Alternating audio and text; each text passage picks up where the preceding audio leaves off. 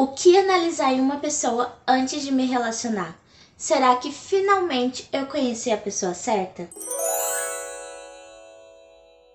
Oi, gente, seja muito bem-vindo ao Identidade para as Nações. Eu sou a Maria Alves e hoje vamos conversar um pouco no estilo papo de pijama aqui sobre relacionamento aos olhos de Deus, o que analisar em uma pessoa antes de me relacionar, tanto começar um relacionamento quanto ir para os finalmente ali se casar, para que no futuro você não venha a dizer casei com meu inimigo, não conheci essa pessoa se transformou depois que casei. Muitas vezes você pode até pensar, bem, eu quero muito uma pessoa de Deus para minha vida, eu quero muito me relacionar com a pessoa certa, né? E como saber quem é esta pessoa certa?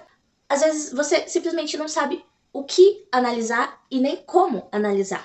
É sobre isso e muitos outros papos que nós vamos conversar hoje no quadro Papo de Cristão. Qual relacionamento essa pessoa tem com Deus?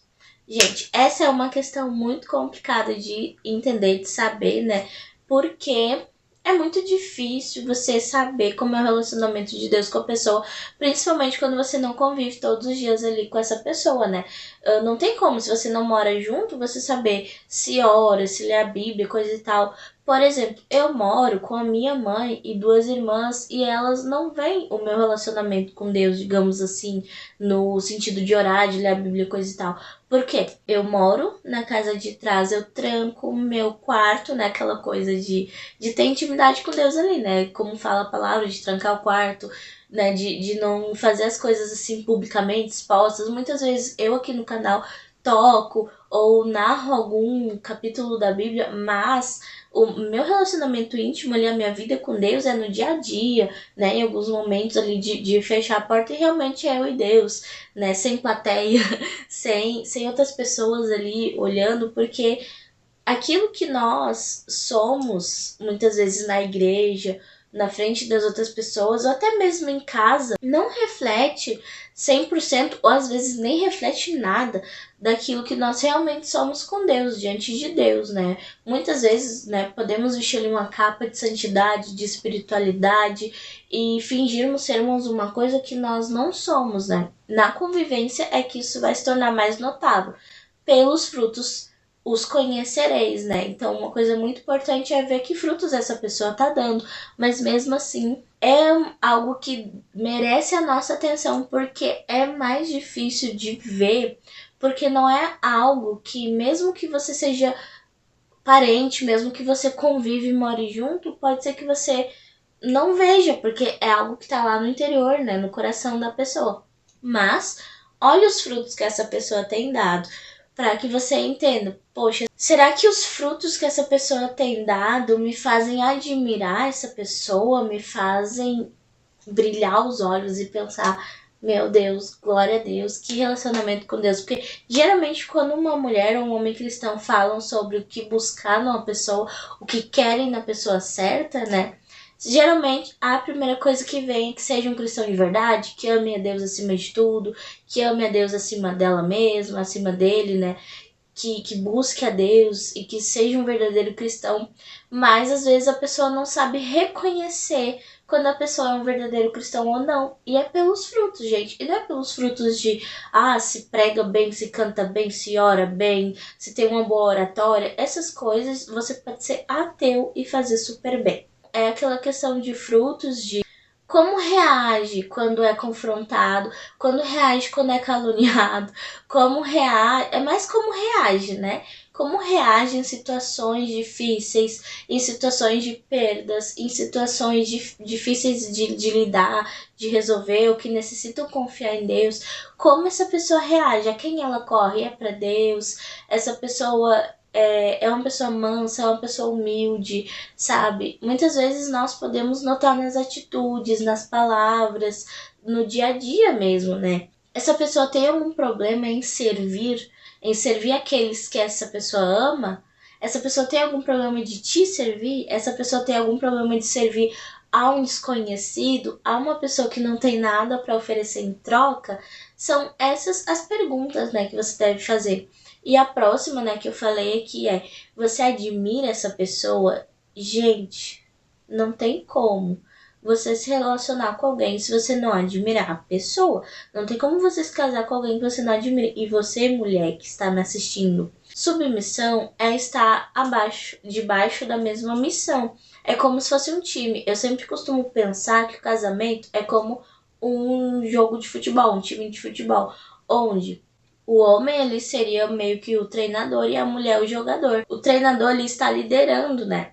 Mas quem está jogando ali a bola, guiado pelo treinador, tá ali o jogador, só que o objetivo é que ganhe. Se o time ganha, os dois ganham. Se o time perde, todos perdem. Não é algo que, não, o treinador é que foi ruim, o jogador é que foi ruim. Não, é um time. E quando um ganha, todos ganham. Quando perde, todos perdem. Então não tem como você escutar, obedecer a alguém que você não admira, sabe? Eu fico pensando, gente, como você vai confiar naquela estratégia ou naquela missão, naquela visão, naquele propósito, naquele sonho de uma pessoa que você não confia, não admira, fica em dúvida ali, será que isso vai prestar? Sabe? Se você não admira, você não tem confiança na pessoa, muito provavelmente vai dar muita treta. Qual chamado, propósito, visão, sonhos e projetos de futuro que essa pessoa tem. E será que se encaixam com os seus? Então, juntando ali com o que eu estava falando anteriormente, né? Submissão se trata de estar debaixo da mesma missão e é aquela coisa. Como você vai se submeter a uma missão que você não concorda, que você sabe que não é a sua? Vou dar um exemplo aqui. Eu conheci uma pessoa, né, uma moça. Ela não é daqui desse país, né? Ela não é do Brasil, ela não é daqui desse país. Ela não é brasileira, né? E eu estava um dia na sala, eu nem lembro direito o que aconteceu naquele dia, nem nada. Eu só lembro que ela estava lá do outro lado, em outro continente. Isso fazem muitos anos, tá? Eu nem sei quantos anos fazem exatamente. Mas eu recebi uma mensagem dessa moça que eu, na verdade, há muitos anos que eu nem tenho contato com ela. Mas ela começou a conversar comigo, perguntar como eu tava e me pediu um conselho, tá? Eu não sei se ela sabia um pouco da minha história, né? Mas a gente tinha se conhecido alguns anos antes e tudo, então a gente tinha aquele contato de Facebook, né? De aquele contato assim, meio assim, de longe, assim. Ela começou a contar a história dela, que Deus estava chamando ela para ir para uma escola nos Estados Unidos, muito famosa, muito conhecida, né? Uma escola de música, de adoração. A gente tinha se conhecido em um retiro de música, né? Só para ministro de louvor. Na época eu nem era ministra de louvor. Eu comecei a conversar com ela, né? E eu falando, ai, que legal, que bom, né? Só que ela começou a contar que ela tinha um namorado na época, né? Eu não sei se era noivo ou era namorado, que não estava concordando dela ir para os Estados Unidos, que não estava gostando da ideia. Ela começou a contar um pouco dele, né? E pelo pouco que ela falou, ele era uma pessoa extremamente possessiva, era uma pessoa que não entendia o chamado dela, não entendia o chamado dela nessa área do louvor, enfim. Ela estava muito em dúvida do que fazia, se ela desistia dessa escola ou se ela desistia, porque ela estava com medo de que ele terminasse ali com ela, né? Ele estava ameaçando de terminar, se eu não me engano, eu não lembro muito bem assim como é que era, mas eu sei que estava dando muitos problemas no relacionamento deles. Eu parto de um princípio que Deus não é Deus de confusão. A bênção do Senhor, ela enriquece, não acrescenta dores, como fala em Provérbios, né? E aí, eu contei um pouco da minha história. Eu não sei se ela já sabia e por isso ela me perguntou. Ou se eu contei por que ela falou isso, né? Que ela tava super em dúvida. E eu contei que Deus tinha me pedido renúncia, né? Que eu já fui noiva e Deus pediu renúncia. Em outro vídeo eu posso contar direitinho essa história. Eu contei pra ela, olha, Deus pediu renúncia, coisa e tal. E eu parto do seguinte princípio. Se Deus deu um propósito e você tem certeza que algo é de Deus, né?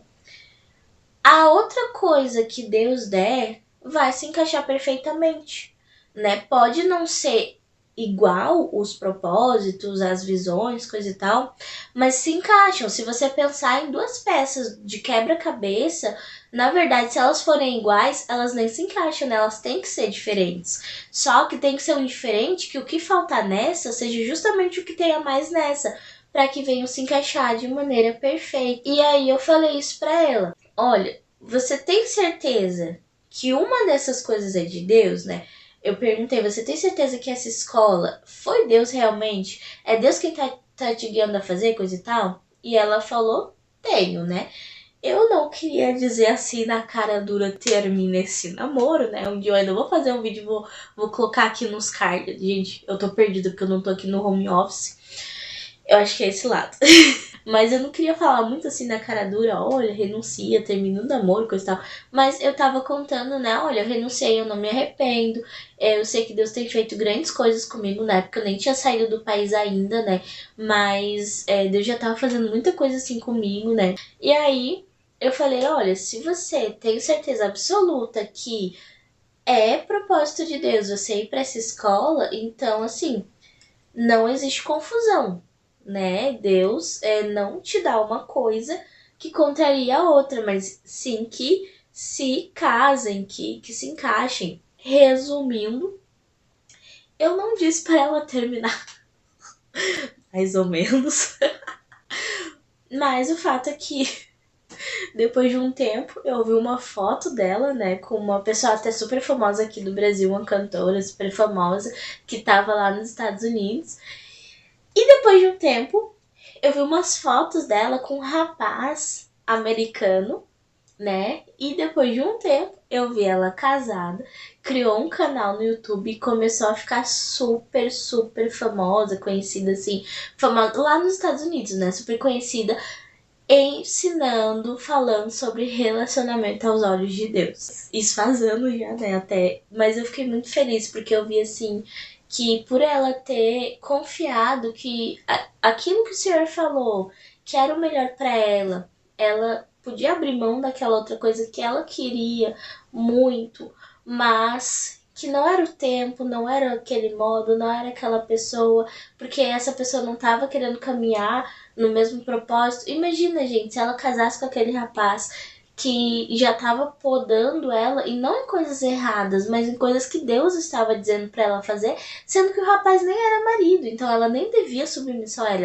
ela devia submissão aos pais. Ele já estava lá encrencando, fazendo ameaças, né? Porque não queria que ela fizesse aquilo que Deus estava mandando ela fazer. Imagina, depois de casado, né? Essa pessoa te ouve, gente, um está indo para o outro, né, linkando. Ai, eu não vi isso. Tá, depois eu falo disso. Essa pessoa te ouve, como ela te trata, tá? É aquela história que eu tava contando ali.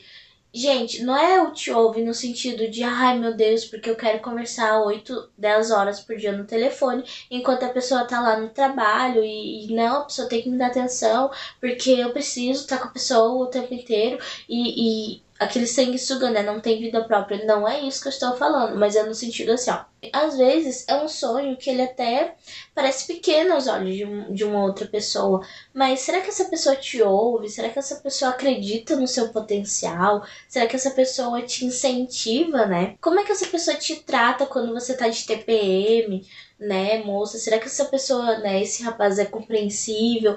Compra um chocolatinho para você, né? Não necessariamente precisa comprar um chocolatinho, né? Mas será que essa pessoa releva, talvez, o fato de você não estar se comportando com tanta doçura como normalmente você se comporta? Será que você, rapaz, quando está muito estressado, quando aconteceu algo muito ruim ali no trabalho ou com sua família e você quer se abrir ali com a sua namorada, sua noiva, será que essa menina te ouve ou ela quer ficar só falando da vida dela? Será que um se importa com o outro? Não necessariamente a sua linguagem de amor precisa ser tempo de qualidade ou palavras de afirmação, mas é muito importante que haja um respeito, que haja um tempo de qualidade, ainda que não seja a linguagem de amor um do outro, né? Eu posso fazer um vídeo aqui falando sobre as linguagens do amor. Todo mundo precisa ser afirmado em algum momento, né? Principalmente quando tá mal. Todo mundo precisa de um tempo de qualidade. E esse tempo de qualidade no namoro e no noivado é muito importante para se conhecerem, para conversarem, para entenderem o que o outro quer, né?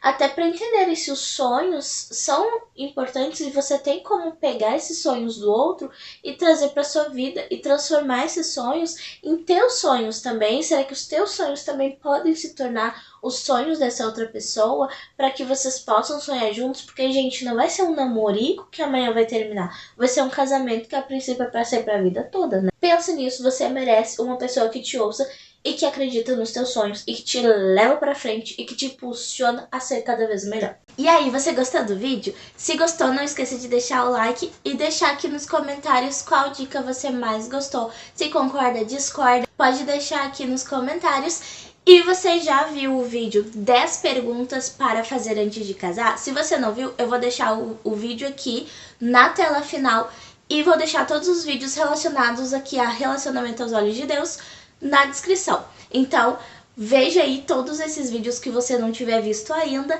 Até o próximo vídeo. Tchau!